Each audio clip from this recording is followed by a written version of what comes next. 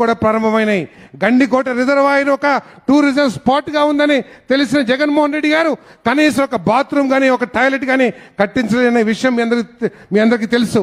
ఈ రోజు దాని ఒక పెద్ద టూరిజం సెంటర్ గా చేస్తే ఈ ప్రాంత వాసులకి మరి ఉద్యోగ అవకాశాలు లభిస్తున్న ఉద్దేశంతో కొన్ని కోట్ల రూపాయలని కేటాయించిన విషయం కూడా మీ అందరి దృష్టికి తీసుకొస్తానని చెప్పేసి మనం చేస్తాం.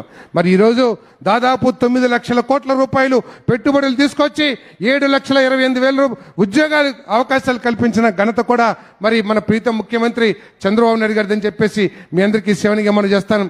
మీరందరూ కూడా ఆలోచన చేయాలి. ఏదో పరిపాలన అంటే కేవలం 175 ఎమ్మెల్యేలు 25 ఎంపీలు ఒక ముఖ్యమంత్రి ఒక మన ఉప ముఖ్యమంత్రి అనేది కాదు.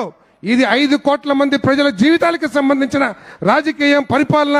మన భవిష్యత్ అంతా కూడా ఎవరైతే ముఖ్యమంత్రిగా ఉంటారో ఏ పార్టీ అయితే అధికారంలో ఉంటుందో ఆ పార్టీ ఆ ముఖ్యమంత్రి యొక్క ఆలోచన బట్టి మన భవిష్యత్తు ఉంటుందనే విషయాన్ని మీరు గుర్తించాలని చెప్పేసి మీ అందరికీ సెవెనింగ్గా మనవి చేస్తూ మరి చక్కటి కార్యక్రమం ఏర్పాటు చేసిన మన సోదరుడు రాంప్రసాద్ రెడ్డి గారికి, ఇన్ఛార్జ్ మంత్రి మన బీసీ జనార్దన్ రెడ్డి గారికి